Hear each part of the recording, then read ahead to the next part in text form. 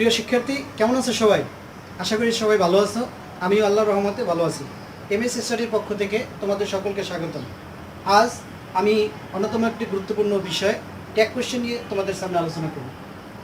তো tag question হলো পরীক্ষায় মার্ক উঠানোর অত্যন্ত সহজ একটা আইটেম, কারণ ট্যাগ কোয়েশ্চেন দিয়ে অতি সহজেই আমরা 5 মার্ক ক্যারি করতে পারবো এবং ট্যাগ কোয়েশ্চেন বোঝাটাও খুব সহজ এবং তোমরা খুব সহজেই অ্যান্সার করতে পারবে। ট্যাগ কোয়েশ্চেন নিয়ে যে তোমাদের যে জড়তাটা আছে বা তোমাদের বুঝতে যে সমস্যা হয়, আশা করি আজকের ক্লাসের পরে তোমাদের সে সমস্যাটা থাকবে না। তাই প্রিয় শিক্ষার্থী, আমি তোমাদের দৃষ্টি আকর্ষণ করে বলছি, এই ক্লাসটা আজকে তোমরা মনোযোগ সহকারে দেখবে। যাই হোক, আমরা এখন সরাসরি আলোচনায় চলে যাচ্ছি। ট্যাগ কোয়েশ্চেন, ট্যাগ মানে কি, ট্যাগ শব্দের অর্থ কি, আগে আমাদের সেটা জানতে হবে। ট্যাগ শব্দের অর্থ হলো জুড়ে দেওয়া, অর্থাৎ কোনো কিছু যোগ করা। আমরা আমাদের দৈনন্দিন জীবনে ট্যাগ শব্দটা বা ট্যাগ কোয়েশ্চেন বিভিন্নভাবে ইউজ করি। আমরা যখন কথা বলি আমরা ট্যাগ কোয়েশ্চেন ইউজ করি, হয়তো তোমরা বুঝতে পারো না, কিন্তু আমরা কথায় কথায় ট্যাগ কোয়েশ্চেন ইউজ করি না? এই যেমন আমি বললাম যে আমরা আমাদের দৈনন্দিন জীবনে কথোপকথনে আমরা ট্যাগ কোয়েশ্চেন ইউজ করি না? এই যে করি না বললাম, এই করি নাটাই হলো ট্যাগ কোয়েশ্চেন। তুমি যদি বলো যে আমি আজকে স্কুলে যাব না, এই যে যাব না বললাম, এটাই ট্যাগ কোয়েশ্চেন। অর্থাৎ আমরা কোনো কথোপকথন বা কোনো বাক্যের শেষে একটা প্রশ্ন জুড়ে দিলাম, ছোট্ট করে একটা প্রশ্ন যোগ করে দিলাম, সেই প্রশ্নটা যোগ করা মানেই হলো ট্যাগ কোয়েশ্চেন। তো বাংলা ভাষায় ট্যাগ কোয়েশ্চেন ইউজ করা যতটা সহজ, ইংরেজিতে ট্যাগ কোয়েশ্চেনটা ইউজ করা অতটা সহজ না।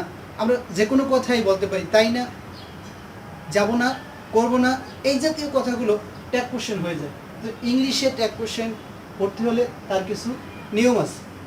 তো তার আগে আমাদের জানতে হবে ট্যাগ কোয়েশ্চেন কি। Tag question is a kind of question which is added at the end of a sentence in order to get the recognition of the listeners during the conversation. অর্থাৎ আমরা যখন কথোপকথন বলে বা বক্তা যখন কোনো বক্তব্য উপস্থাপন করে, তার সেই বক্তব্যের সমর্থনে শ্রোতাদের কাছ থেকে যে সমর্থন আদায় করার জন্য যে প্রশ্ন জুড়ে দেওয়া হয়, সেই প্রশ্নটাকে বলা হয় ট্যাগ কোয়েশ্চেন। ওই যে বললাম আমি আজকে বই পড়বো না, তুমি আজকে স্কুলে যাবে, তাই না? এই যে যাবে, তাই না, পড়বো না, এই জাতীয় ওয়ার্ডগুলোই আমাদের ট্যাগ কোয়েশ্চেন। তাহলে আমরা এখন ট্যাগ কোয়েশ্চেন রূপান্তরিত করব। একটা স্টেটমেন্ট থাকবে, সেই স্টেটমেন্টটার সাথে আমরা ট্যাগ কোয়েশ্চেন জুড়ে দেব। এখন ট্যাগ কোয়েশ্চেন জুড়ে দেওয়ার ক্ষেত্রে কিছু নিয়ম আছে। লক্ষ্য করো, নিয়মগুলো একেবারেই সহজ। ভালো করে দেখলে এবং মনোযোগ সহকারে বুঝলে আমার মনে হয় না যে এই ক্লাসের পরে তোমাদের ট্যাগ কোয়েশ্চেন নিয়ে কোনো সমস্যা থাকবে। দেখো, প্রথমেই আমি যে স্টেটমেন্ট থাকবে, তোমাদের প্রশ্নে যে স্টেটমেন্ট দেওয়া থাকবে, সেই স্টেটমেন্টটা অপরিবর্তিত অবস্থায় বসবে, অর্থাৎ স্টেটমেন্টের কোনো পরিবর্তন হবে না। যে বাক্যটা বা যে সেন্টেন্স বা স্টেটমেন্ট দেওয়া থাকবে, সেটাকে আমরা হুবহু অপরিবর্তিতভাবেই বসাবো। 2 নম্বর স্টেপ হচ্ছে স্টেটমেন্টের শেষে কমা বসবে। স্টেটমেন্টের শেষে কমা বসবে। ট্যাগ কোয়েশ্চেনের সাবজেক্ট হবে স্টেটমেন্টের সাবজেক্টের প্রোনাউন ভার্ব, অর্থাৎ ট্যাগ কোয়েশ্চেনের সাবজেক্টটা নাউন হতে পারে, স্টেটমেন্টের সাবজেক্টটা নাউন হতে পারে বা প্রোনাউন হতে পারে। এখন নাউন হলে আমরা ট্যাগ কোয়েশ্চেনের সাবজেক্ট হিসেবে নাউনকে বসাবো না, আমরা ট্যাগ কোয়েশ্চেনের সাবজেক্ট হিসেবে প্রোনাউন বসাবো, নাউনের প্রোনাউন ফর্মটা বসাবো। এবং ট্যাগ কোয়েশ্চেনে অক্সিলারি ভার্ব বসবে। এবং সর্বশেষে, যেহেতু এটা একটা কোয়েশ্চেন, তাই আমার ট্যাগ কোয়েশ্চেন জুড়ে দেওয়ার শেষে আমাকে কোয়েশ্চেন মার্ক দিতে হবে। আর ট্যাগ কোয়েশ্চেনে আমরা যে অক্সিলারি ভার্বটা বসাবো, সেটা শর্ট ফর্ম বসাতে হবে, অর্থাৎ অক্সিলারি ভার্বের সাথে যদি আমার নট বসাতে হয়, তাহলে তার কন্ট্রাক্টেড ফর্ম বসাতে হবে, শর্ট ফর্ম বসাতে হবে। এবার দেখো, অক্সিলারি ভার্ব যদি থাকে সেন্টেন্সে, তাহলে বা আমাকে যদি অক্সিলারি ভার্বের কন্ট্রাক্টেড ফর্ম বসাতে হয়, তাহলে কোন অক্সিলারি ভার্বের কন্ট্রাক্টেড ফর্ম কোনটি, সেটা আমি এখানে তোমাদের আগেই লিখে দিয়েছি। তারপরও আমি একবার পড়ে শোনাচ্ছি, মনোযোগ দিয়ে শোনো। Is not, isn't, am not, aren't. Am not এটা হবে আরেন্ট, এটা আবার অ্যামেন্ট হবে না। তেমনি আর নটও আরেন্ট হবে, was not, wasn't, were not, want, has not, hasn't, have not, haven't, had not, hadn't, shall not, shan't, will not, won't, would not, wouldn't, cannot, can't, could not, couldn't, mustn't, may, mayn't, do not, don't, doesn't, does not, doesn't, did not, didn't। এভাবে আমরা tag কোশ্চেনে auxiliary ভার্বের কন্ট্রাক্টের form বসাবো। এবার আসো আমরা কিছু উদাহরণ নিয়ে আলোচনা করি।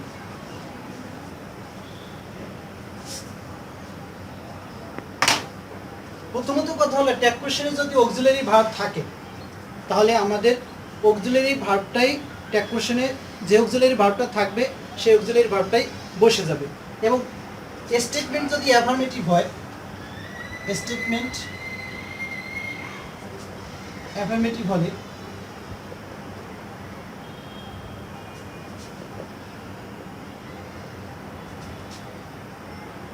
কোয়েশ্চেন ট্যাগ হবে নেগেটিভ। অর্থাৎ স্টেটমেন্টটা যদি হাবোধক হয় তাহলে কোশ্চেন ট্যাগটা হবে নাবোধক, এবং স্টেটমেন্ট যদি হয় নেগেটিভ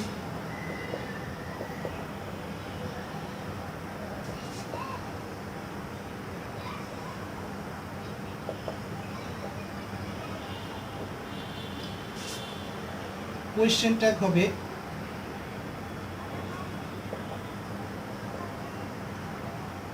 অ্যাফার্মেটিভ।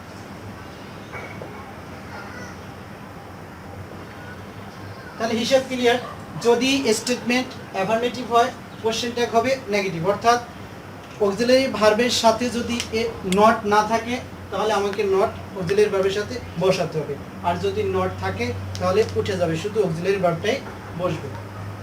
তাহলে আমরা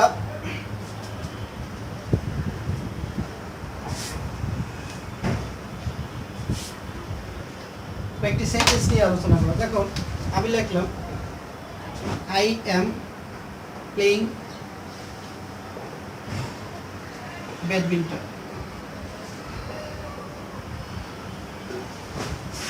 ব্যাডমিন্টন এটা স্টেটমেন্ট দেওয়া আছে, তোমরা একটু খেয়াল করো স্টেটমেন্টে কিন্তু অক্সিলারি ভার্ব am দেওয়া আছে। তাহলে আমার নিয়ম হচ্ছে যদি স্টেটমেন্টে অক্সিলারি ভার্ব থাকে আমরা স্টেটমেন্ট বসানোর পরে কমা বসবে, তারপরে যে অক্সিলারি ভার্বটা আছে সেই অক্সিলারি ভার্বটা বসবে। তবে যদি নট না থাকে অর্থাৎ স্টেটমেন্টটা যদি অ্যাফার্মেটিভ থাকে তাহলে আমাকে নেগেটিভ করতে হবে, অর্থাৎ অক্সিলারি ভার্বের কন্ট্রাক্টের ফর্ম বসাতে হবে। আমি কিছুক্ষণ আগেই আলোচনা করেছি যে এম নটের সংক্ষিপ্ত রূপ হলো আর্নড। তাহলে আমরা এখানে বসাবো আর্নড। এরপরে দেখো দ্বিতীয় নম্বর নিয়ম হলো যে আমি সাবজেক্ট বসাবো। সাবজেক্ট কি বসাবো? স্টেটমেন্টের যে সাবজেক্ট আছে সেই সাবজেক্ট নাউন থাকলে তার প্রোনাউন ফর্ম বসবে, আর যদি প্রোনাউন থাকে তাহলে প্রোনাউনই বসবে। তাহলে এখানে আমার আই আছে, আই এটা প্রোনাউন, তাহলে আমাকে এখানে আই বসাতে হবে। সর্বশেষে প্রশ্ন নিচে একটা দাগ দিয়ে দেবো, তাহলে আমাদের এটা কমপ্লিট হয়ে গেল। এবার ধরো we can not do the work. আমরা কাজটি করতে পারি না। এখানে স্টেটমেন্ট নেগেটিভ আছে, তাহলে আমাকে কোশ্চেনটা করতে হলে অ্যাফার্মেটিভ করতে হবে। তাহলে আমি অ্যাফার্মেটিভ কিভাবে করব? অক্সিলারি ভার্ব থাকলে অক্সিলারি ভার্বটা শুরুতে বসবে ক্যান, তারপরে স্টেটমেন্টের সাবজেক্ট এখানে বসবে, প্রোনাউন ফর্মই আছে, আমরা প্রোনাউন ফর্মে বসবো। একদম ইজি, খুব সহজেই বোঝা যাচ্ছে যে আমরা স্টেটমেন্ট যদি নেগেটিভ হয় তাহলে আমরা এখানে অ্যাফার্মেটিভ করতে হবে, এবং অক্সিলারি ভার্ব হিসেবে যেটা আছে সেটাই বসবে এবং নটটা উঠে যাবে। আমরা সেভাবেই করছি। এবার দেখো সাবজেক্ট আমি দিলাম, যেমন জামাল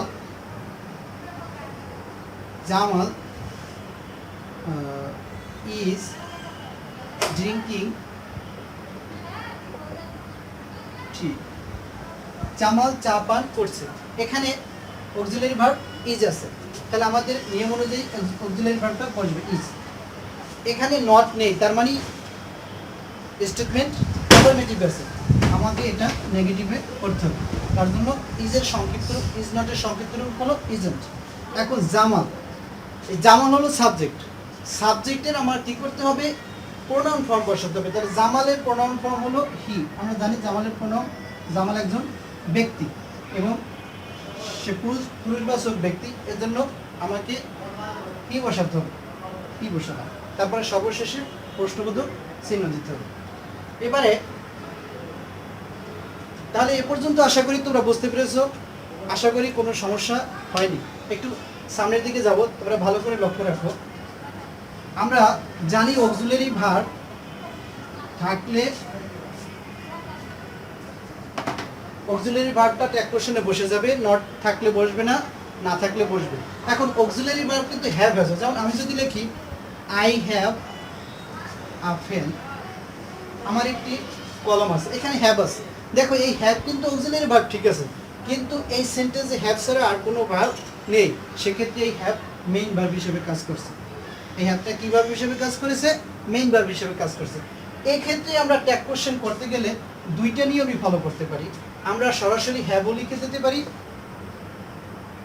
হ্যাভেন্টু লিখতে পারি, অথবা ডোন্ট লিখতে পারি। আমরা ডোন্টের নিয়মটা পরবর্তী স্টেপে আলোচনা করব। এখন তোমরা এতটুকুই জেনে রাখো যে হ্যাভেন্ট, হ্যাভ আছে, আমরা সরাসরি হ্যাভেন্টও লিখতে পারি অথবা ডোন্ট দিয়েও করতে পারি। এবং ডোন্টের পরে সাবজেক্ট হিসেবে আই আছে, এখানে আমার আই বসবে। এবারে has mister Tamal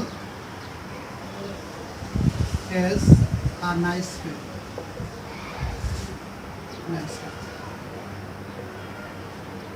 mister Tamal has a nice friend, mister তমালের একটি সুন্দর কলম আছে। এখানে হ্যাজ আছে, হ্যাজটা এখানে মেইন ভার্ব হিসেবে কাজ করছে। আমরা এটাকে হ্যাজেন্ট দিয়েও করতে পারি অথবা ডোন্ট এটাও করতে পারি।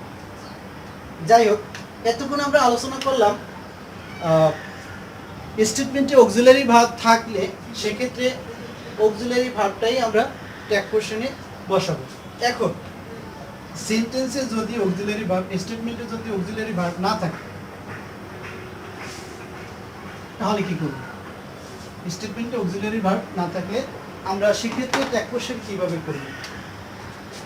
এ for auxiliary, B for verb না থাকলে আমরা কি করব? সেক্ষেত্রে আমরা করতে পারি ডু, ডাজ অথবা ডি বসবে। এখন ডু বসবে কখন? যদি শুধু বি অন হয়।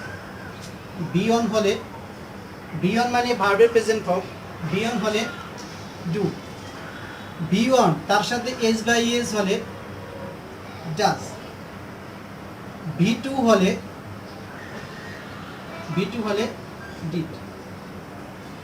শিক্ষার্থী বুঝতে পেরেছো? যদি শুধু বি অন হয় অর্থাৎ ভার্বের সাথে এস বাই এস না থাকলে ডু, আর ভার্বের সাথে এস বাই এস থাকলে ডাজ, আর ভার্বের পাস্ট ফর্ম হলে ডিড। আমরা জানি ভার্বের তিনটা ফর্ম থাকে, present form, past form, past participle form. ভার্বের পাস্ট পার্টিসিপল ফর্ম থাকলে তো অক্সিলারি ভার্ব অবশ্যই থাকবে, তো আমরা সেদিকে যাচ্ছি না। আমরা ভার্বের প্রেজেন্ট ফর্ম, পাস্ট ফর্ম থাকলে সেক্ষেত্রে ডিড বসবে। আর আরেকটা জিনিস হলো যদি স্টেটমেন্ট নেগেটিভ হয় তাহলে তো এগুলো বসবে, আর যদি অ্যাফার্মেটিভ হয় তাহলে এর সাথে এনটি যোগ হবে। এটি অর্থাৎ স্টেটমেন্টটা যদি অ্যাফার্মেটিভ হয় তাহলে ডোন্ট, ডাজন্ট, ডিডন্ট বসবে। এবার একটি উদাহরণ দিয়ে বোঝা যাক, যেমন he cleans the board, he cleans the board. এখানে আমার সাবজেক্ট আছে, মেইন ভার্ব আছে, অবজেক্ট আছে, এখানে আমার অক্সিলারি ভার্ব নেই। সেক্ষেত্রে আমাকে খেয়াল করতে হবে এই তিনটে নিয়ম, হয় ডু বসবে, না হয় ডাজ বসবে, না হয় ডিড বসবে। এখন আমরা ডু নট, না ডিড নট, না ডাজ নট বসাবো। যেহেতু এটা অ্যাফার্মেটিভ, স্টেটমেন্ট হলো অ্যাফার্মেটিভ, তাহলে আমাকে নট অবশ্যই বসাতে হবে। আমরা কোনটা বসাবো সেটা নির্ভর করে এই ভার্বটার উপর। সবসময় ভার্বের দিকে ফোকাস রাখবে। এক্ষেত্রে ভার্বটা যদি প্রেজেন্ট ফর্ম হয় তাহলে ডু নট, আর ভার্বের সাথে যদি এস বাই এস থাকে তাহলে ডাজন্ট, আর যদি ভার্বটা পাস্ট ফর্ম হয় তাহলে ডিড নট। তাহলে আমরা স্পষ্ট বুঝতে পারছি এটা ভার্বের প্রেজেন্ট ফর্ম এবং তার সাথে একটা এস আছে, তাহলে আমরা লিখতে পারি ডাজ। এরপরে সাবজেক্ট আছে হি, আমরা হি বসাবো।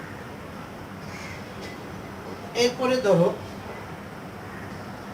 দে call in a doctor.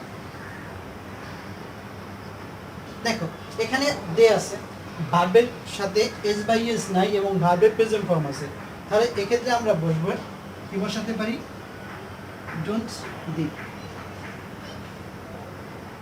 Don't they. তাহলে এখানে ডোন্ট দে কেন বসলো, যেহেতু সাবজেক্ট আছে দে, এটা প্রোনাউন ফর্মে আছে এবং ভার্বের সাথে এস বাই এস নেই, ভার্বের শুধু ভার্ব ভি অন হলে ডোন্ট বসে। এখন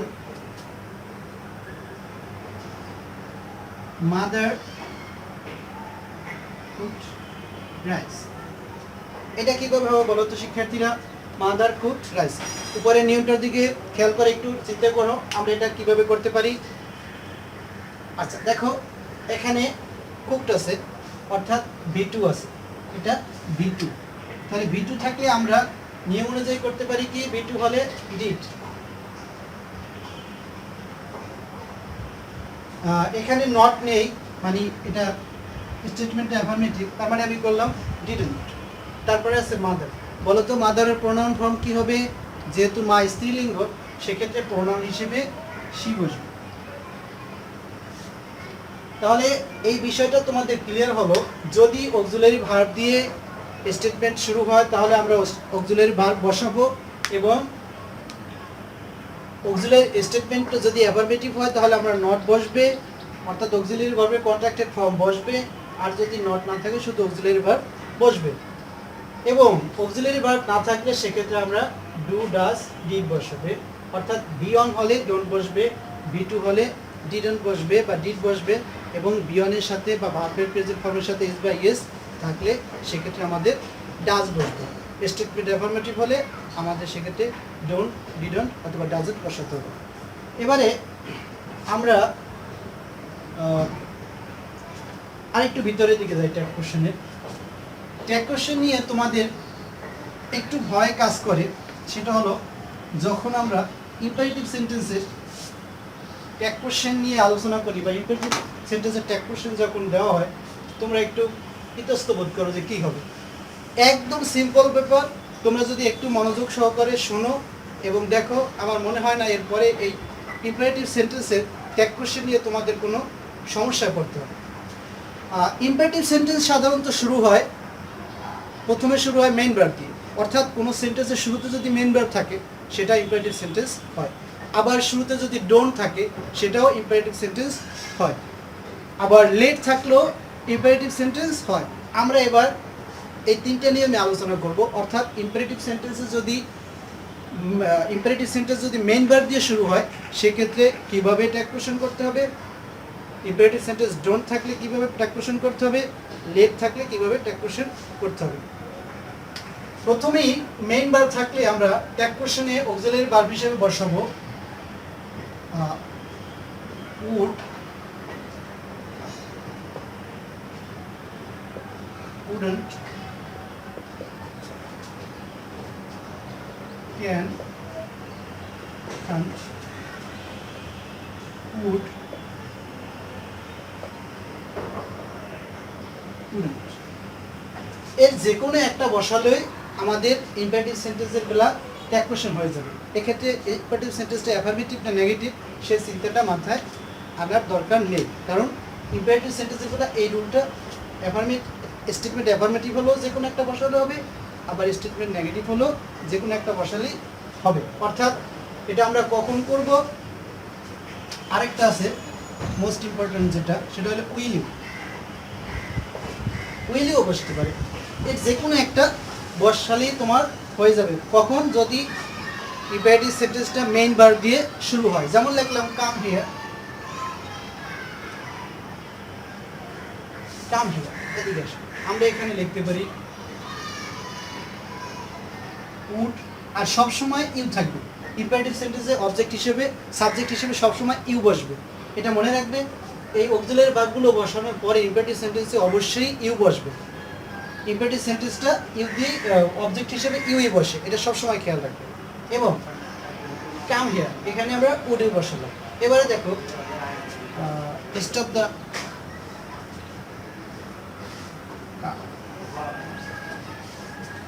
স্টপ দ্য কার, এখানে আমাদের শুরুতে কি আছে, মেইন ভার্ব আছে, আমরা লিখতে পারি উড অথবা ক্যান অথবা উইল, যেটাই বসাও অল আর রাইট, কোনোটাই ভুল না।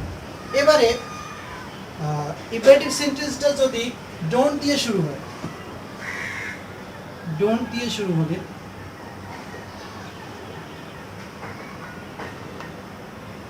একেবারেই সহজ, আমরা শুধু উইলি বসিয়ে দেব।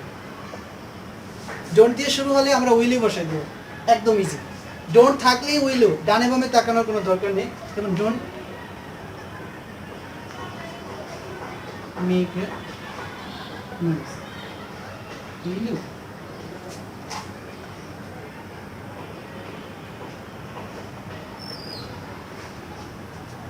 Don't disturb me.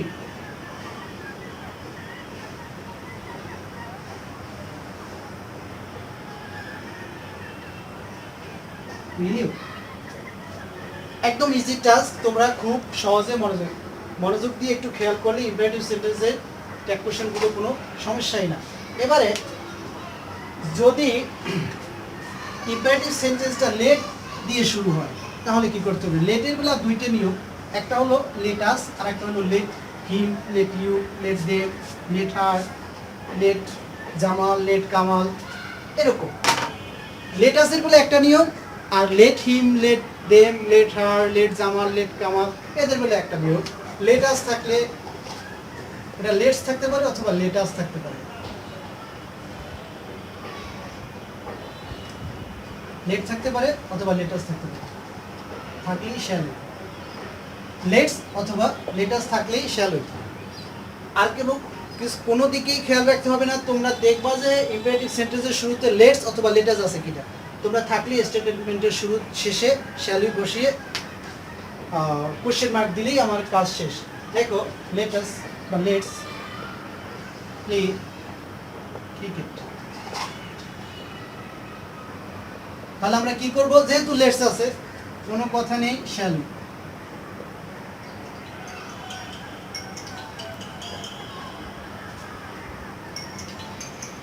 Let's open a bank account,